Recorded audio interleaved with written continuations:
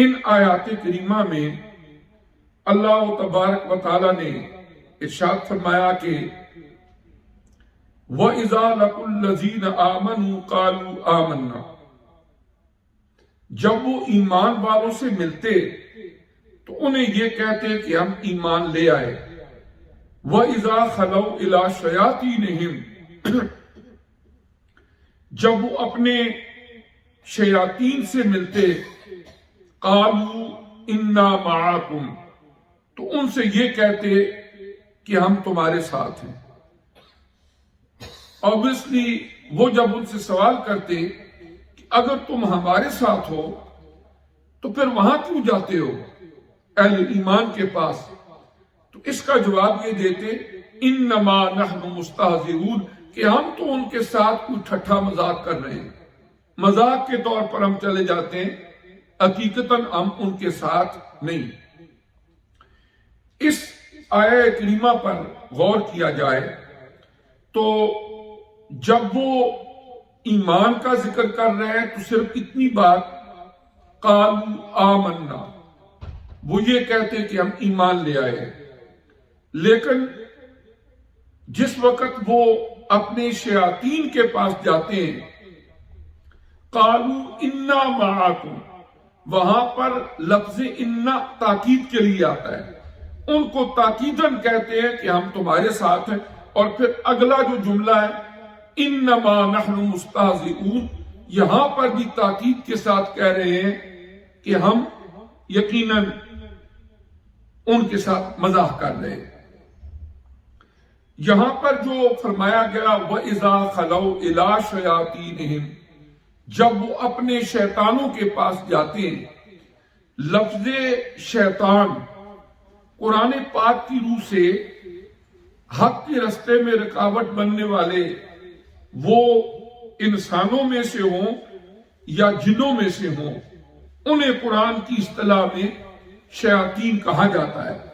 مثلا سورہ الانعام آیت نمبر 112 اللہ تعالیٰ نے فرمایا وَكَذَلِكَ جَعَلْنَا لِكُلِّ نَبِيٍّ عَدُوًّا، کہ ہر نبی کے کوئی نہ کوئی ہم نے دشمن بنائے۔ جب وہ اللہ تعالیٰ کی دین کی تبلیغ کے لیے محنت کوشش کاوش کرتے تو ہر نبی کے راستے میں کچھ نہ کچھ بدبخت لوگ رکاوٹ بنتے رہے۔ پھر فرمایا شیاطین الانس والجن، اور وہ لوگ جو شیاطین ہیں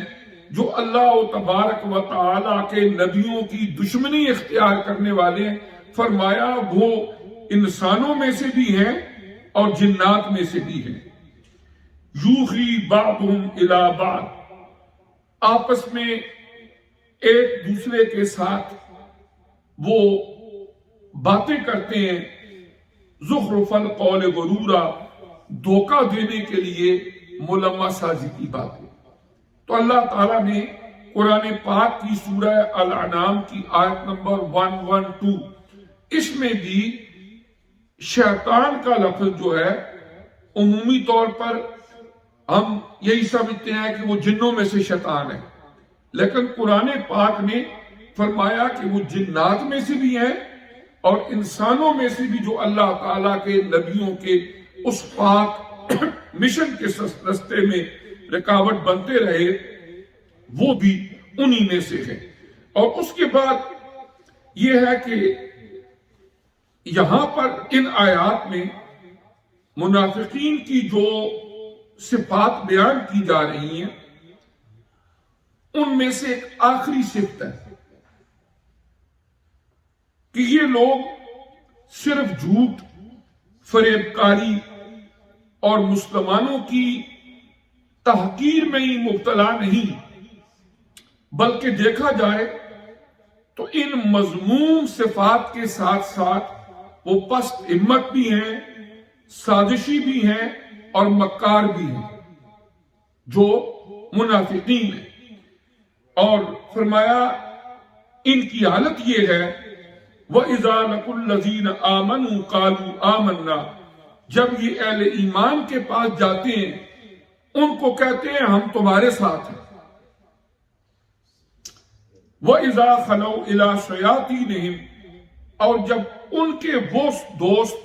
احباب ساتھی جو منافقین ہیں،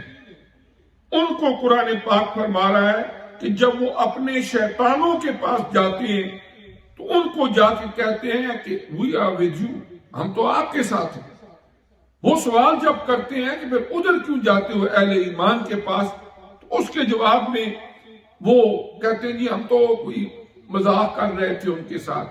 ٹھٹھا کر رہے تھے ان کے ساتھ، اس لیے ہم وہاں پر جاتے ہیں۔ اللہ تبارک و تعالیٰ نے ارشاد فرمایا کہ اللہ یستہزئ بہم، اللہ کریم جس طرح اس کی شان ہے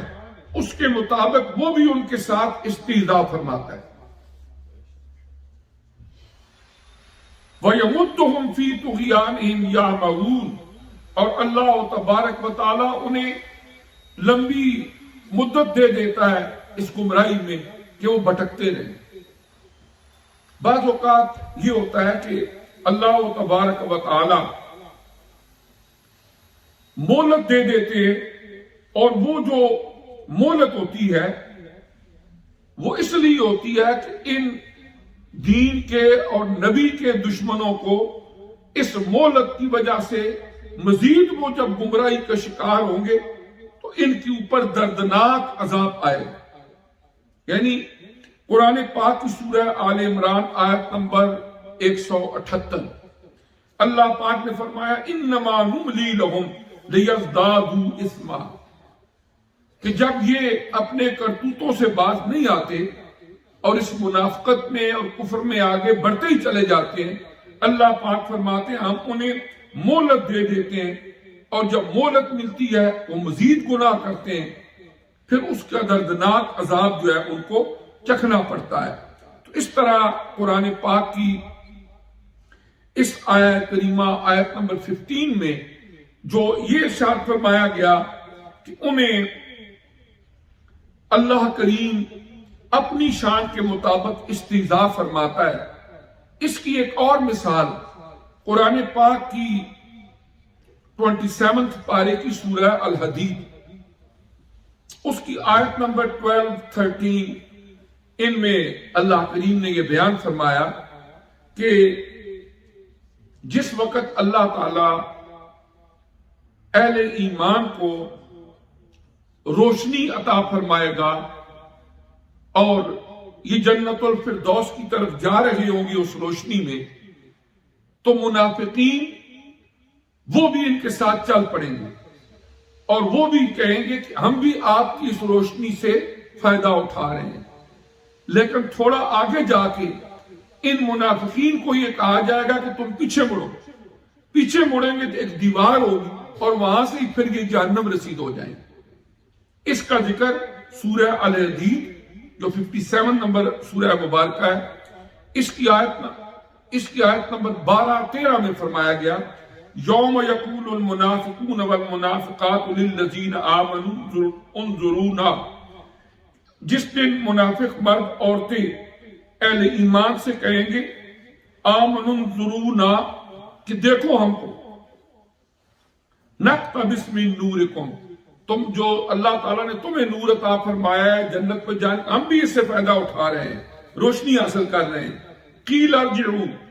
قرآن فرماتا ہے انہیں کہا جائے گا اب واپس لوٹو، واپس لوٹیں گے۔ وراءکم، فرمایا پیچھے کی طرف آؤ۔ پھر اس کے بعد وہ نور تلاش کریں گے اور وہاں پر اللہ پاک فرماتے ہیں دیوار کھڑی کر دی جائے گی اور پھر وہ اللہ تعالیٰ کی رحمت سے محروم ہوں گے اور جہنم رسید ہو جائیں گے۔ دنیا کے اندر وہ اہل ایمان کو اس طریقے سے دھوکہ دیتے ہیں اور مذاق کرتے ہیں، اور جب اپنے لوگوں کے پاس جاتے ہیں تو کہتے ہیں جی ہم تو ان کے ساتھ مذاق کرنے کے لیے گئے تھے۔ تو مفسرین کرام نے فرمایا کہ وہاں پر اسی لیے ان کو یہ سزا دی جائے گی جو سورہ الحدید میں بیان ہوئی کہ یہ بھی بڑے خوش ہو کے روشنی میں جا رہے ہوں گے اور اللہ کریم ان کو پھر جہنم رسید فرما دیں گے۔ تو اس طرح